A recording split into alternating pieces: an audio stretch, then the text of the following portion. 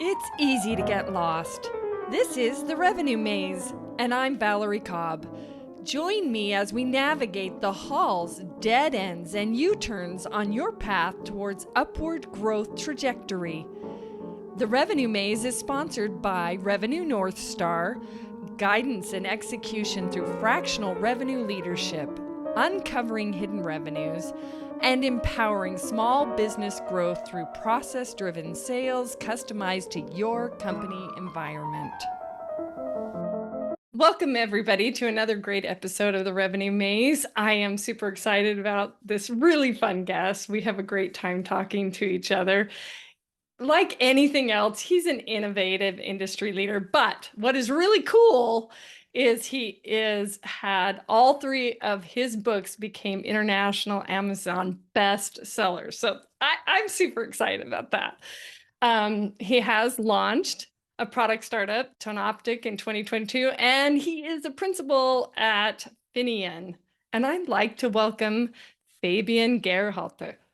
It's so good to be here. Thank you for having me, Valerie. I'm looking forward to this.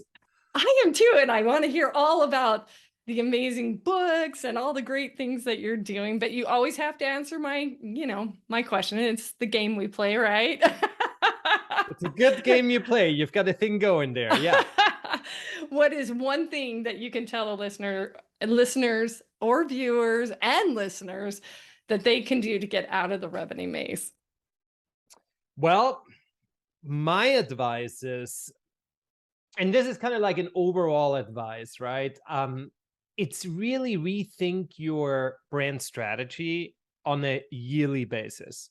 So this basically means that, usually you sit down and you do these branding exercises where you don't think logo and all of that, but you think about what's the positioning, right? Mm-hmm. What market are we in? What are our values? How do we connect to our target audience? All of these things. You usually do that when there's a huge transformation, right? It's like CEO shift, CMO shift, product changes, right? Suddenly you go in digital, geographic expansions.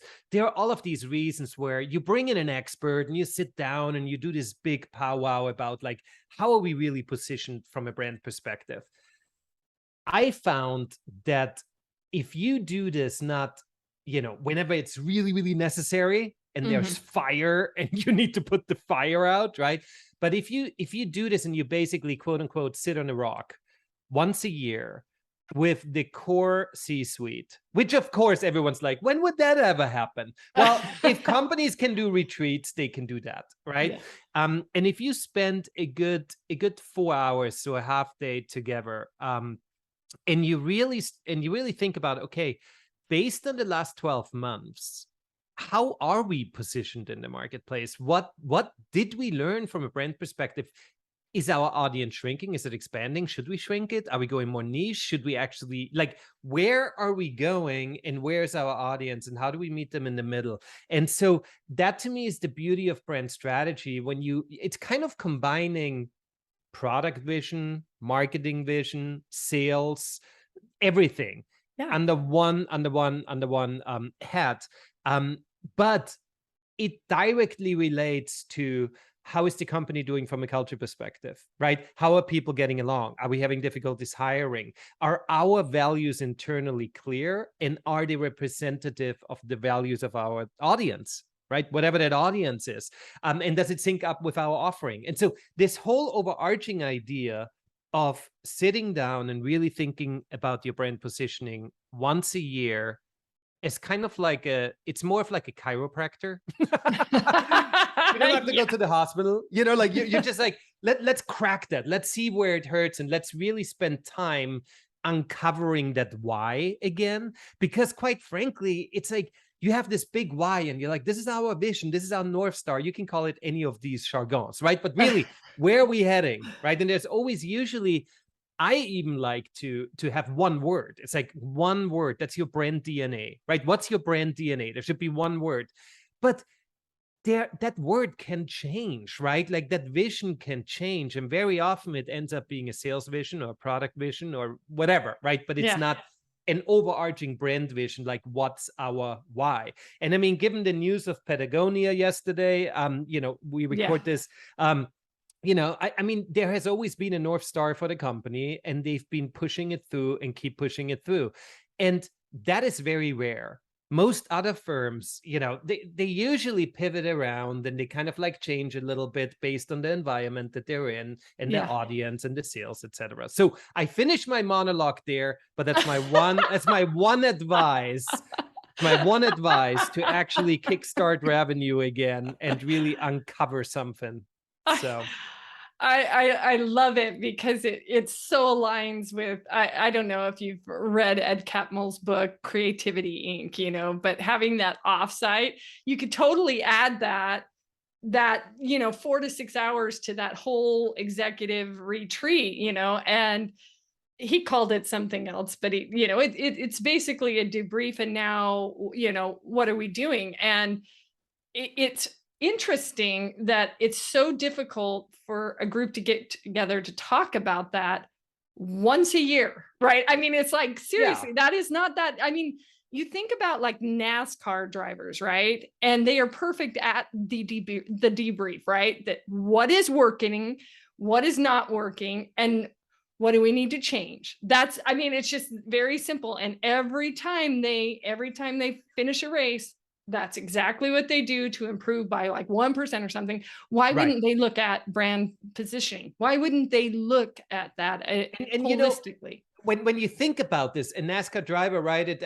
I know nothing about this, so God knows. As long as this is not recorded. Oh, wait a minute, it is. So, no, but like like the NASCAR driver, right? It's most probably there are specialists looking at every detail on the car, right, and making sure that everything works perfectly. Yes. And that's what I think everyone in the C-suite does all the time, right? Like marketing constantly looks at KPIs, right? Yes. Sales constantly looks at like where we're at, right? Product looks at innovation.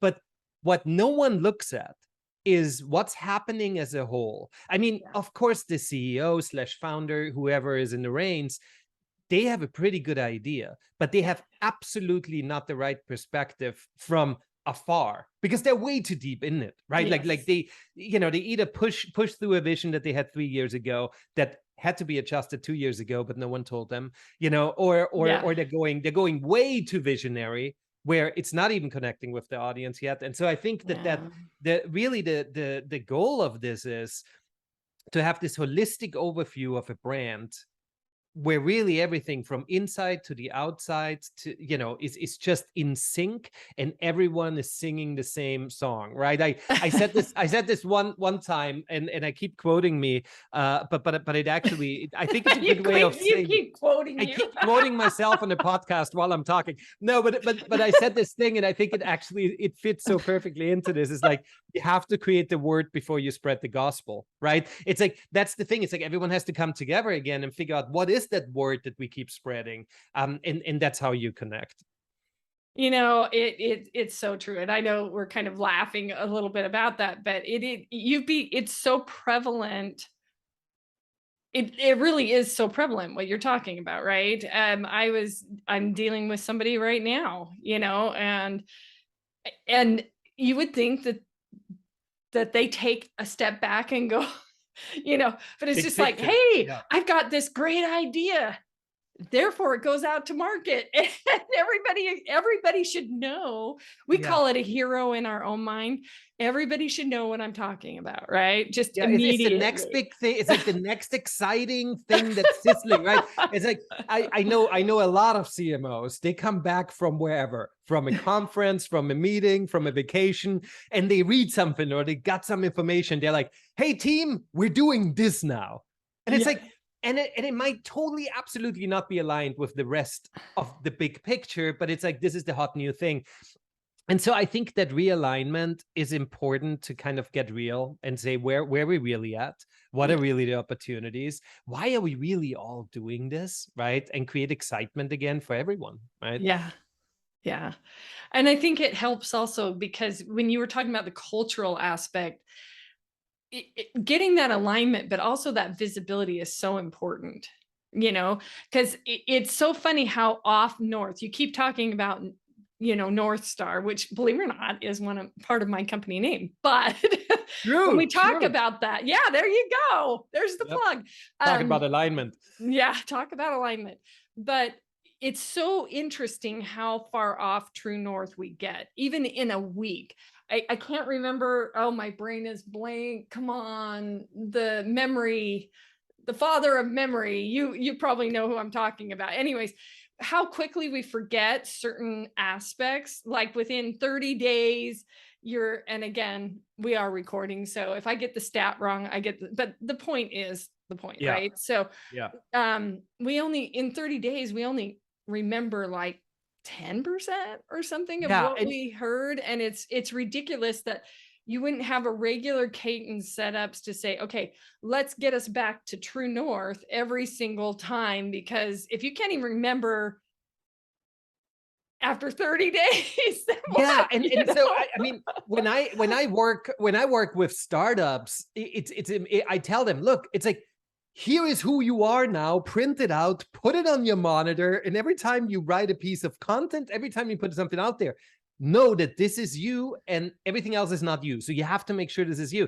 And then as I work more with Fortune 500s now and Fortune 5000s, I'm like, you all should do that.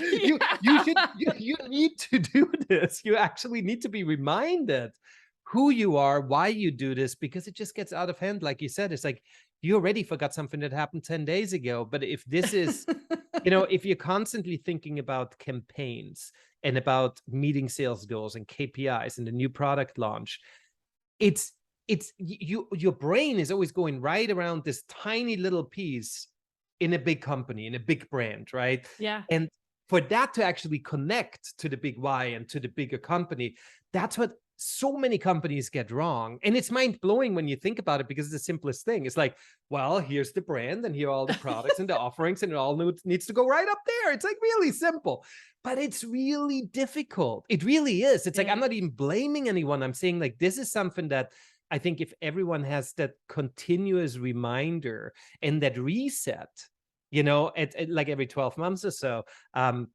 I think we would have much more successful brands out there that continue walking on a path that just, even though it course corrects, it never has to pivot like crazy. It always kind of like, right? Because everyone talks about where they're at. I think that on top of a year, I think it's, well, it may have been, well, again, it's another study. Dale Carnegie, Stephen Covey, they all talk about every 90 days, psychologically, you have to come back to it. So even quarterly might be a very good, you're saying bare minimum a year. Some companies aren't even doing it, period, right? And it's like, and I mean, I'm thinking like a big exercise where you literally rewrite your positioning statement, right? And you rethink your values, and right. So it's, even though some of them might just change ever so slightly, I think that's what I'm talking about, where it's really a big session to really realign. But I agree. I mean, everyone constantly needs to keep, it's chiropractor, right? You shouldn't go just once a year, but you might need the real session once a year, and then you go for your 15 minutes or whatever it is. Yeah, I deal, there's kind of an alignment that we call high involvement planning, and it kind of does that. It's an annual thing, and it takes a lot of time and resources to get it done, but it is so worth it, because the entire company is then back in focus, laser focus for the following year. And we kind of all know the Coke story about, them trying to release Coke in India, and how they thought, we'll just release like we normally release, kind of thing. And then all of a sudden it went over like mud. and then they had to right? They had to do a reassessment, right? But I mean, we're talking massive company. So these smaller companies, because most of my audience, as we know, is small business. I cater to small business, and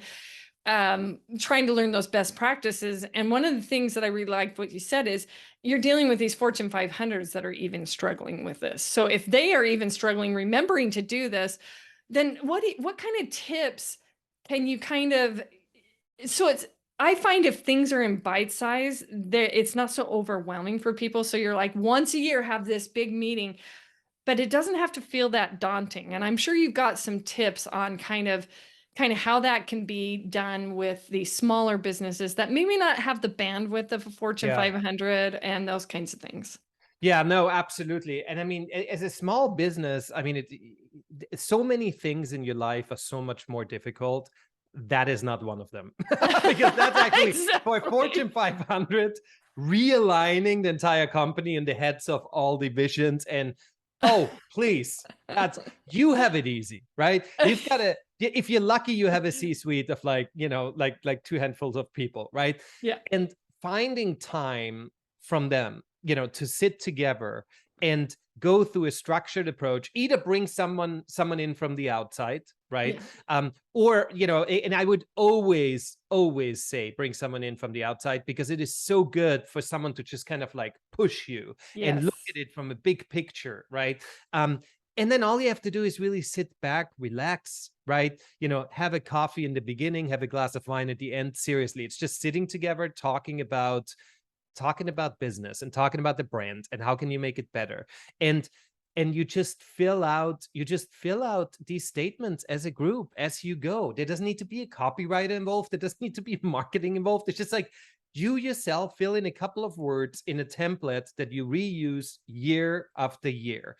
And every year you start it from scratch. You say, like, we are, it's this typical positioning statement, right? It's like to this audience, and the audience shifts, right? It's like Mhm. it might have been, like 45 to 55 or 23 to 43. It shifts pretty Yes. much every year, right? Your category might have been disrupted. You might fall into a different category. What a Yeah. game changer to think about that. Wait a minute, are we now that we released these other two products last year, did our Uh-huh. entire category shift? Right? I Yeah. mean, it's things like that. So it sounds like this esoteric branding exercise, but in the end, this is serious business, business positioning.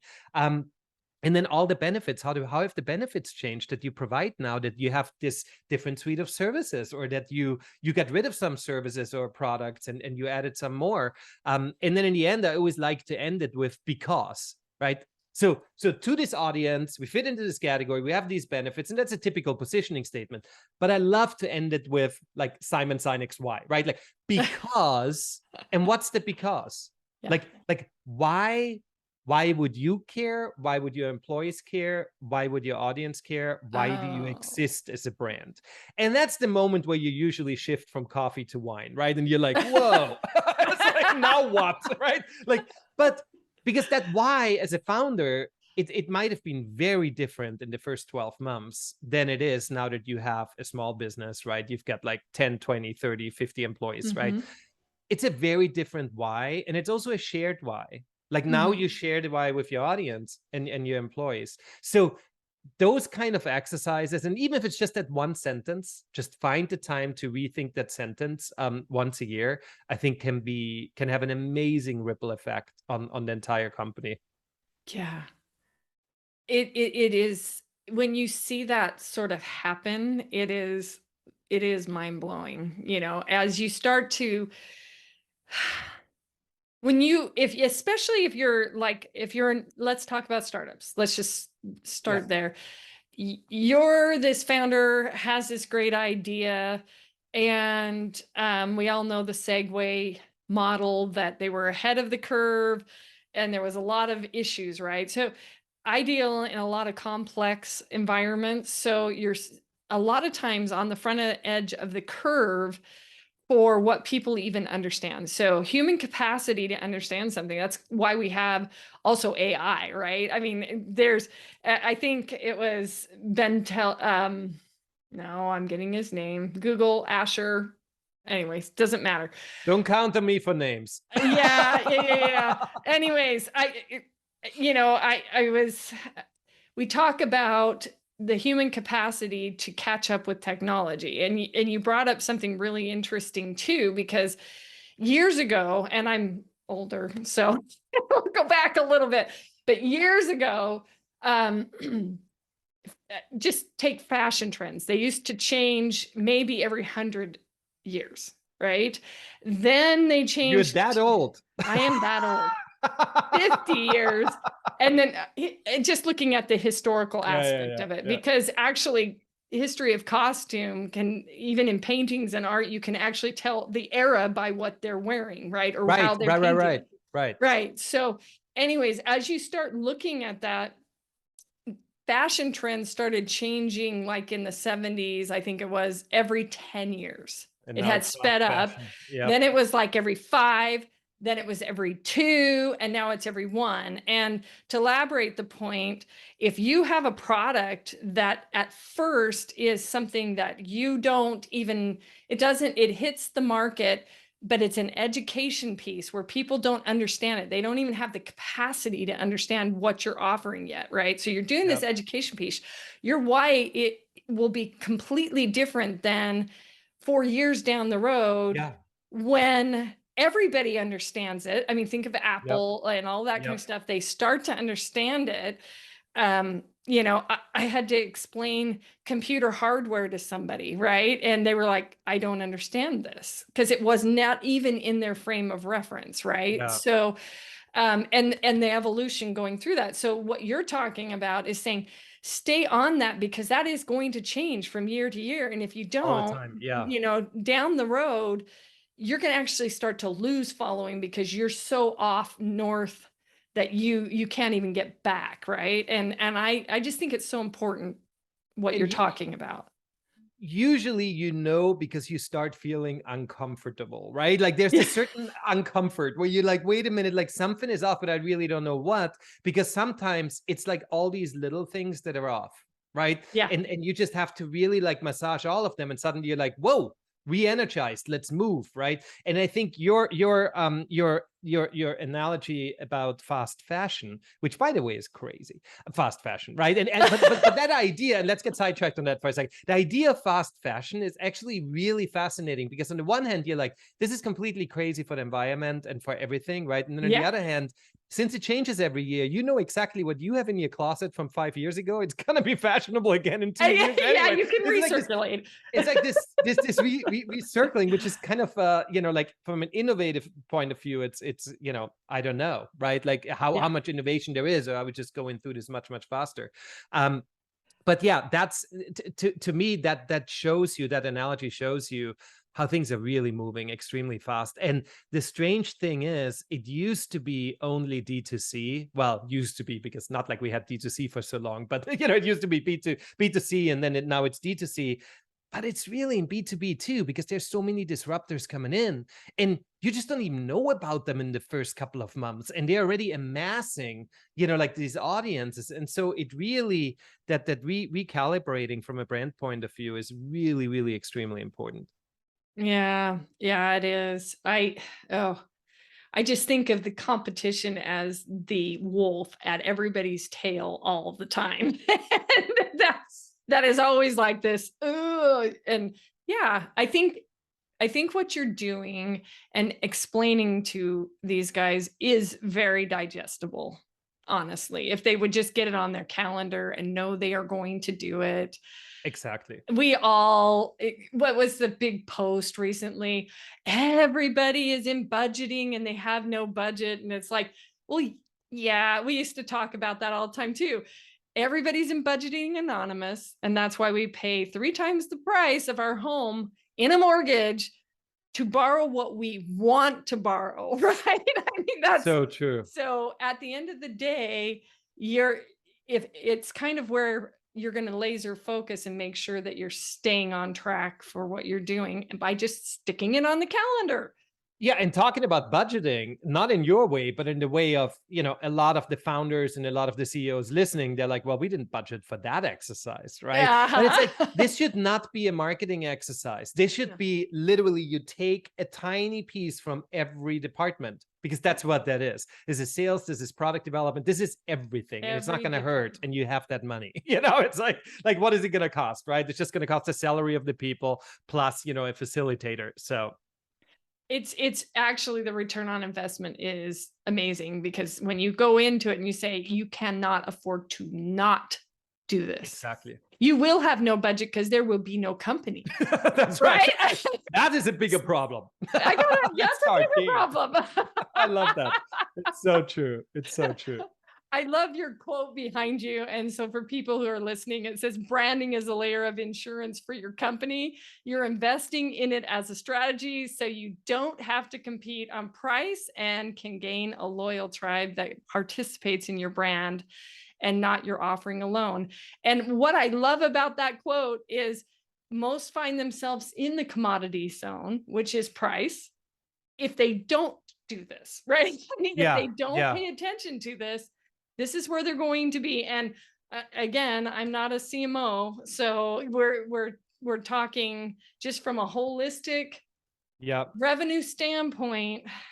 That is your investment, right? That is what you're doing. And if you're a commodity product or service, which, like you said, many are, right? Mm-hmm. May it be by how they position themselves competing on price, or may it just be another brand of, like water, right? Or whatever, right? If you're a commodity, brand becomes the most important thing. And it's not price, it's brand. Because if you play the brand game well, you don't have to play the price game, in a bad way where you constantly just compete. You see that on credit unions, right? Credit unions constantly, it's all about loans, and it's all about pushing the price down. But when you really think about it, A, it's just a crazy game. And B, this is not the brand of a credit union. A credit union is actually it's an organization. It's a nonprofit, basically. It's for you, of you. It's community. It's like there are stories to be told, but every credit union has big banners saying, we have the lowest auto loan, and that's it. And it's like, it's just, to me, from the outside looking in, it's mind blowing. And that's why I like describing branding as a layer of insurance, because that's really what it is. If people love what you stand for and what the vibe is, right? And like you're part of that, you're part of it. And everyone knows that with consumer brands, right? Everyone has some brands that they love, right? Mm-hmm. Follow them on Facebook and Instagram and TikTok. They buy their products. And it's just a subliminal thing that keeps going on year after year. You recommend them, you talk about them. Yeah, the products are good. They better be good. Without a product, you can't have a brand, right? Like, I mean, it's like first things first, right? But it's all about them having gained your trust and them being special or different or interesting to you, maybe not to someone else, but to you, right? And so if they screw up, or if suddenly a product doesn't work out well or whatever, you will come to their rescue instead of dropping them. And that to me is that layer of insurance, that if you build this brand where people love you as a brand, you can charge a little more, you can have more flexibility if doing something wrong. I see this with amazing startups these days, day in, day out, where they can be completely transparent. They can be super honest. You see the founders just talking on TikTok, right? Like, it's like super transparent, which is not right for a lot of people, but the ones that do it in the right way, it's amazing. The amount of trust that people have in them, because it's like, wow, we haven't seen that from a company in a long time, right? Yeah.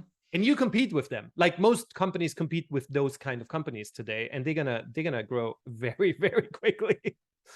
Well, and it goes back to even a bit, you kind of are summarizing some, and we'll get into your books in a minute, but Jim Collins is good to great. What are the good to great companies, right? Because as you look at that, and even though I love Simon Sinek, he wasn't the first person for the Golden Why, but he was very evangelistic with it. So awesome, right? Right. And he invented the why. Don't forget. But at the end of the day, people buy purpose. They buy a reason. They buy solving their problems. They buy for their reasons, right? And we always, when I'm training sales team members, I always ask the question, why do people buy? And they all give a blank stare. And it is their reason. That is it. You do not know their reason. Wow. And when you're branding people, I mean, when you're branding in companies, they have to be able to see that alignment of their reason within that brand. And they will put up with a lot of things because of that emotional buy-in of the why. right? I mean, Yeah. that's the whole point. A lot of them have to get to that point, but you're buying that capital for the future. When you're talking to a startup, I always, when I talk to them about even just doing PR and stuff like that first, it's like you are buying your credibility when you're doing PR, right? So Yeah. you're getting that trust out there, that story of your brand out there first and foremost. And then from there, that makes it easier for marketing to go out and to the world, and then sales team members or whoever to actually talk about it. Because if I walk through the door and say, I am a VP at Coca-Cola, guess what? I stand up. If you are a VP of who? That's hard for sales. Yeah. That's hard Yeah. for I Yeah. mean, Yeah. that's such a hard thing. But then a lot of times what happens is, well, that's an expense and we can't afford it. Well, you can't afford not to. So I would Right. say what Right. you're saying is you can't afford not to work on this. Literally, not afford. Yeah. It is like it's got to become part of your DNA. I Yeah. agree. Of course I do. Of course I do. I hear a big but. Nope, that's it. I totally 100% agree. Yes, I love it. And I love everything that you're doing. And so a lot, how did you get to this point? I mean, seriously, you've written 3 books that are best international sellers. I can only dream to have 1 book out as an international seller, maybe even just a It's, book. well, first these words are thrown around, quite a bit, right? And it is not that difficult to be honest, right? It's because in the end it's the same thing as branding. Yeah. You need to know your audience, and you need to give them something that they haven't received before, or they haven't received it from someone like you and they trust you, and that's it, right? So Mhm. if you're perfectly positioned to be right, that person that talks about that one thing, and they hopefully understand that one thing pretty well, and then they release a book and they already have some sort of tribe, and then it's like, right, so it's this Yeah. whole thing. So yeah, no, but I'm sure a book is coming up soon from you at some point, so it's gonna It happen. is. It totally is, but It's like with a young family. It's like first the dog, like then the baby, right? It's like for you, it's like there's the podcast and then there's the book. It's kind of a natural progression. yeah, it's in the works, but as there's always a but, there's competing priorities at this time in my life. But I would really love to hear more about your story with it, and I know they would too. So, uh, tell us a couple of your books and why. How did you get to that point? Seriously, and how Yeah, are yeah. you? Obviously, there was an aha moment that it's like, here is my calling. You know. Yeah, I mean, weirdly enough, or maybe not so weirdly enough, but it's my calling was pretty early on. Like as a kid, I was fascinated with logos. It was really Oh, were strange. I you? mean, as a kid, as like a 5-year-old, I would see cars on the road, and I see the tires, and I'm like, BMW, and I'm like, Mercedes Benz, and my parents are like, something's wrong with this kid. But you gotta go into it and go deeper into it, and I loved actually. I went to Art Center College of Design, which is a design school that was in Switzerland. I'm from Austria. That's where my accent comes from. I was in Austria. I moved to Switzerland, went to design school to study communication design, which I love actually the way that they called it communication design. It's not graphic design where people just think you do nice stuff, right? Art, Yeah, but it's communication. It needs to communicate a purpose. There's something sure. there. So I studied communication design, and then always on a focus on logo and branding, right? So that kind of afterwards, when I started my career, I started as a creative director for a pharmaceutical focused company. Very dry stuff right out of school, but I loved it. I'm like corporate. I'm like, this is exciting. I'm like, right. So I worked with like Pfizer and Lilly Icos and those kind of like pharmaceutical companies. And then afterwards, I went to work in the automotive industry for Acura, doing a lot of like like digital work as a creative lead. And the minute my green card came in, I started my agency. I'm like, this is it. Everyone knew it too. Like, just wait until the green card hits in. We're gonna lose him. And sure enough, I walked out. So and then I ran a small agency at the height. I think we were up to like 18 people, including freelancers. Oh, Ran that wow. agency for 12 years. A lot of brand projects, a lot of anything goes. It was kind of like no focus. It's like Oh, anything wow. goes, any client, any kind of, and then, about 9 years ago, 10 years ago, I found complete focus of like, this is what I need to do. I need to do consulting. I only want to transform companies. I want to work with founders and C-suite directly, get things done, get them done in a couple of weeks instead of like, 6 months to 12 months, Sure. small, normal budgets, right? Don't do the agency thing. Just come in and fix problems. And I loved it. And along the way, I wrote those 3 books. The first one is called How to Launch a Brand, which was very much when I transitioned into an agency where from the agency to the consultancy, where I'm like, so how should you actually launch a brand? Like, what does it take? Right. So that Yeah. was very much a how-to book. And then the second book is called Bigger Than This. And it's kind of like, it's my not so secret favorite because I loved writing it. I realized that there are so many startup brands that are complete commodities, right? Yeah. The same stuff, no tech innovation, right? Like no design innovation, nothing. There's only brand strategy. But they suddenly thought, wait a minute, I can connect to an audience because we're Shinola, we're in Detroit, and it's all about Detroit. Otherwise, we do the same old stuff. We do like vintage watches that everyone like. It's not like design innovation. It's really just that. Yeah. Or we're popping and we say, hey, all of this stationery that you have on your work desk, now we do it in like 15 different colors or 30 different colors. And wouldn't it be great that you can, if you like pink, you can have a pink stapler instead the typical gray stapler, right? But it's these simple ideas that change absolutely nothing on the product. But let's just put it in different colors, because why wouldn't people have a happy work life? Why can't we bring a little bit delight there, right? And Yeah. Yeah. or liquid death. I mean, liquid death is water. It's spring water, right? And it's called liquid death. And it was this guy who just started the company because he said, look, people in bars, all they do is they drink at concerts. They drink, right? And wouldn't it be cool to design a can water that actually looks really cool? It looks like beer. It's really cool, and people would start drinking it at rock concerts, and they wouldn't feel bad about drinking water. And why don't we save all of this plastic and make it in cans? And it's called Liquid Death. And it's now in every Whole Foods. It's in every 7-Eleven. It's everywhere. But he said, look, this is going to be a good for you product that's good for the planet. And I'm not going to market it in a good for you, a good for the planet manner. And because of that, people are going to actually like it. And I'm going to make a bigger impact on people and the planet. But it's that kind of reverse thinking that is beyond genius to me, right? And when you apply this kind of thinking to a lot of commodity companies, not everyone's going to be a Liquid Death, right? But it's that same kind of thinking of like, wait a minute, everyone has always been doing it for the same way, and they all have the exact same offering.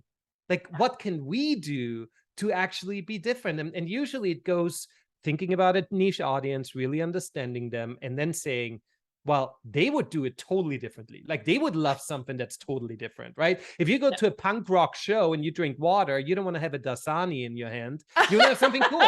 It's a simple thing. And that takes off is just amazing, right? Yes.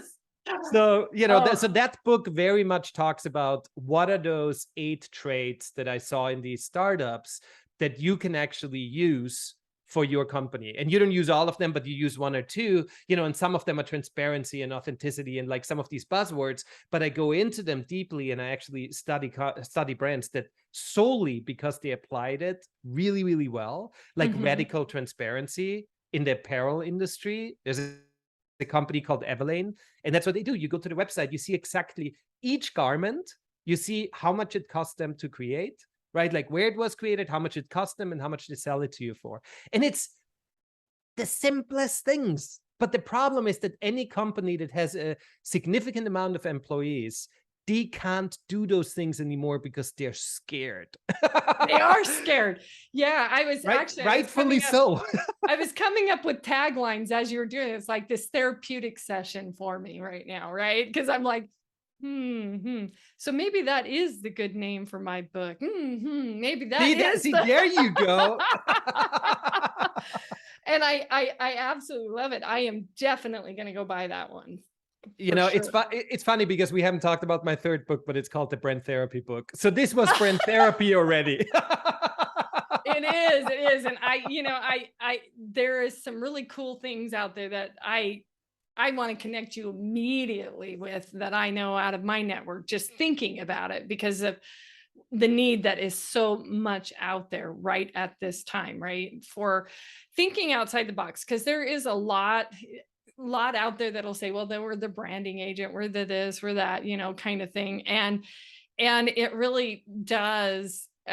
One of my things that I talk to people about in the need for the rise of the need for a B2B sales team again is the digital deluge. It's really, really hard to differentiate when you're trying to, especially in startups or resurrections. All of a sudden your differentiation is gone in a resurrection, yep. Right? And if you're transforming, it could be because the product has so many competitors now that you're not differentiating, right? It yep. could be your messaging. It could be so many yep. things. And you can't always just pinpoint one single thing in there, but you're just kind of thinking in the light of, a mirror image or the anti or whatever it is, right? Yeah, that you're just that idea. And I think this would be really cool too.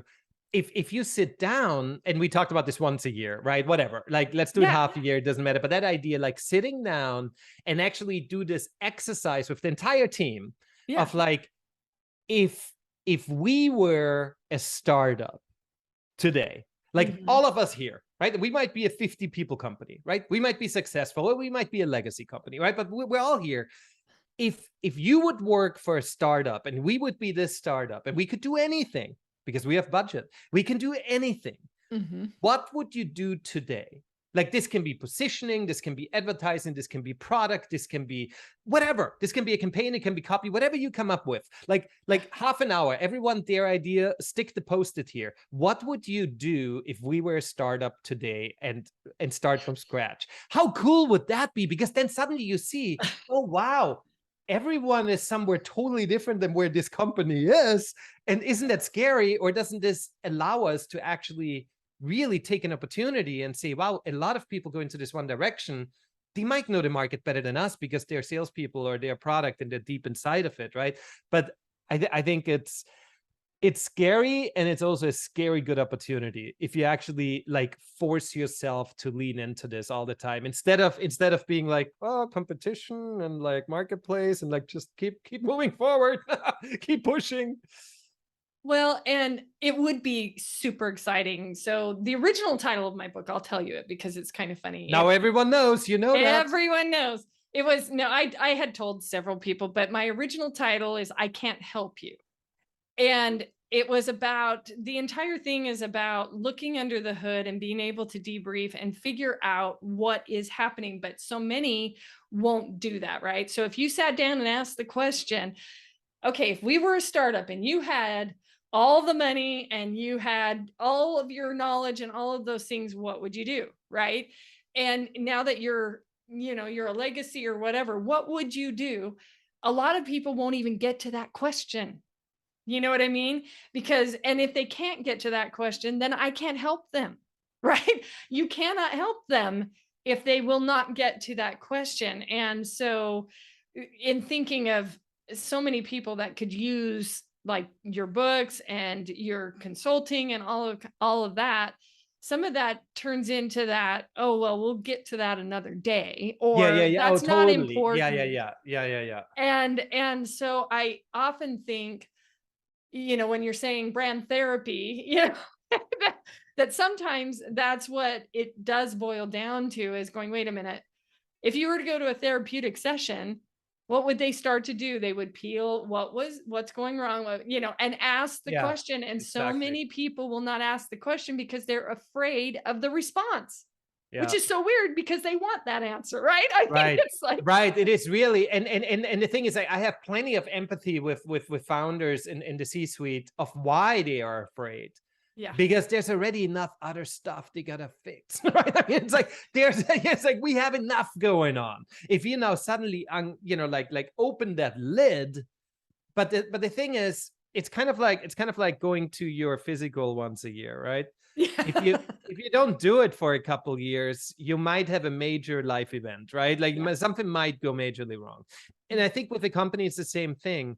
There are major events. There are major events where suddenly the competitor does something huge and you're basically pretty much out of business. You got to figure stuff out, right? Or there are major events where suddenly everyone, like 20% of the workforce, drops because you screwed up from a culture perspective.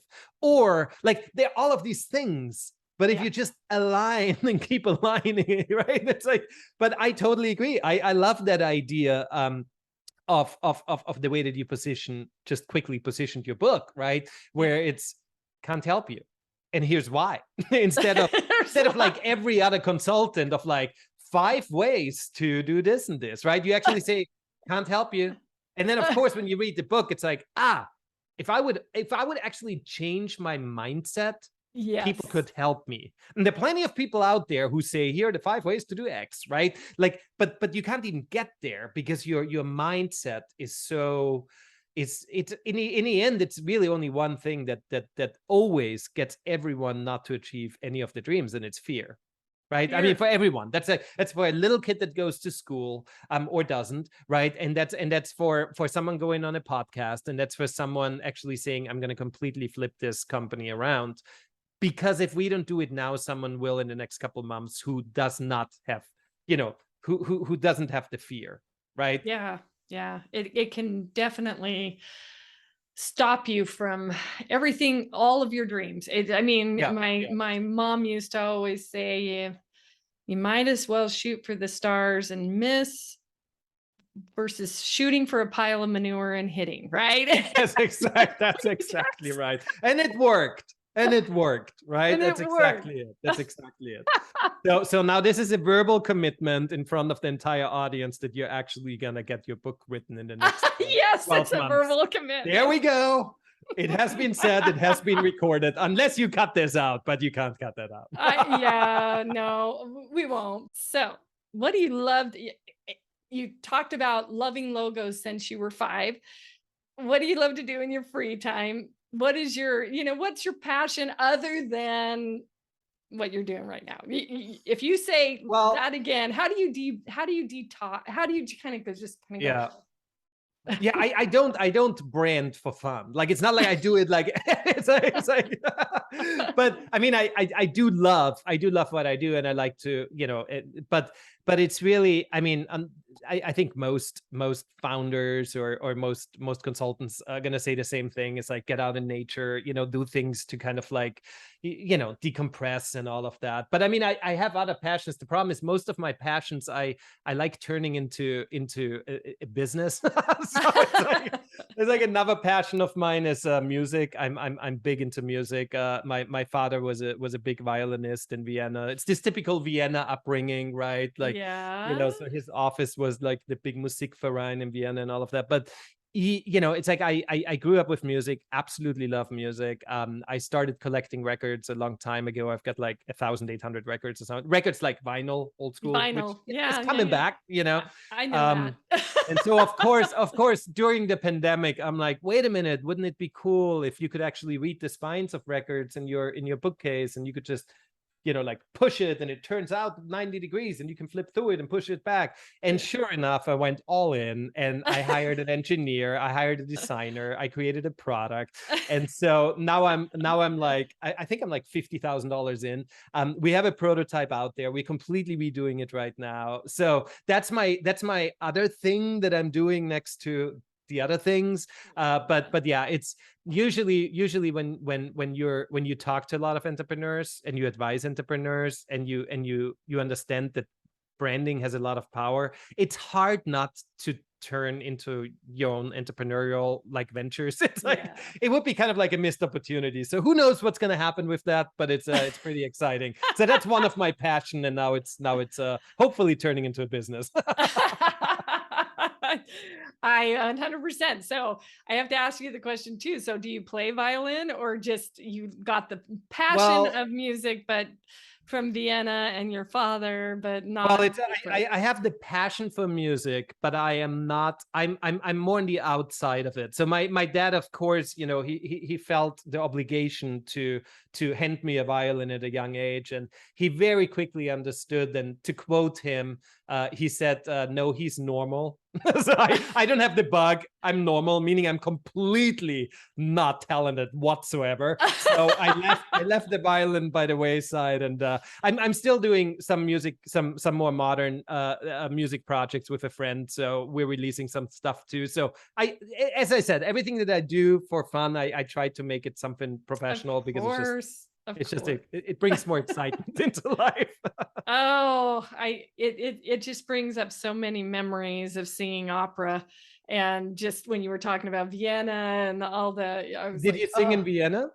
I did not sing in Vienna, but it is, yeah, my favorite composer of all times is Mozart. And I love any history around that. Now, I didn't sing in Vienna, but it's such, you can't study any sort of music without Yeah. knowing about Vienna. And it's, I mean, growing up in Vienna, looking back now, right? Where, I mean, I've been in the States for 2.5 decades now. But it's just bizarre, because every day you walk by the former home of Mozart, or you sit in that old like wine place, we call it Heurigen, where Mozart used to always be, and it's just so mind blowing, right? Because, I mean, how many years are we talking, right? I mean, this is like a long time ago. It's pretty. It's a magnificent city. It really is. It's magnificent. And then I always say the contrast is my favorite band of all times is Oingo Boingo. And so going straight 80s. We go from opera to Oingo Boingo, and actually their farewell tour before Danny Elfman started off in doing all of the, he had already started off in doing all the writing for like the Tim Burtons and things like that. But no, I mean, I grew up on Oingo Boingo, and just, where everybody else was a Michael Jackson fan, I was an Oingo Boingo. See, for me, it's Depeche Mode. So we're Depeche Mode is another one. We're going in like parallels here, yes. Right? I'm like on 800 records of Depeche Mode at this point. So that's my vice. Like whenever I travel for brand work, I always sneak out to a record shop, like for Depeche somewhere Mode. in the hood, and Depeche Mode and all of that was also in the whole scheme, because that was I would say that was one of my favorites as well. But Depeche Mode came to me a little later, a few years later, because I think I can't tell the age, but I was listening to Oingo Boingo when I was quite young. Yeah. I'm not gonna give the farm away on that one. No, we're not doing any of that. None of that talk here. Not today. Not here. Well, this has been so fun. I have just thoroughly enjoyed this today. Where is one place that the listeners can get a hold of you? I would say go to Finian.com. That's written just like on my cup here, Finian.com. So they have to go to YouTube so they can see what that is written as. Yeah. And then and that's my consultancy. So it's FINIEN.com. And you can basically get lost in the social media. I have a pretty awesome podcast too called Hitting the Mark, where I talk to founders about how they got brand clarity. And I talked to the founder of Liquid Death, talked to founders of like JetBlue and Happy Socks and some big companies. So if you're interested in that idea of brand clarity, jump right in. Excuse me, I got a throat itch right in the middle of all of that. Oh goodness. At the end. So I can see myself automatically going and subscribing to your podcast, buying your books, getting off my duff and writing my book, singular. Yes. And thoroughly enjoyed this. Thank you so much for being on the show, Fabian. And to all the listeners, thank you again. This has been so much fun. Hopefully you like it. I love it. Share it. Reach out to Fabian. And just thanks for coming today. Thanks for having me. It really was a blast. Thank you all for joining another great episode. For show notes, links, and resources, visit revenuemaze.com. Hats off to all you small businesses out there. I can't wait for the next episode.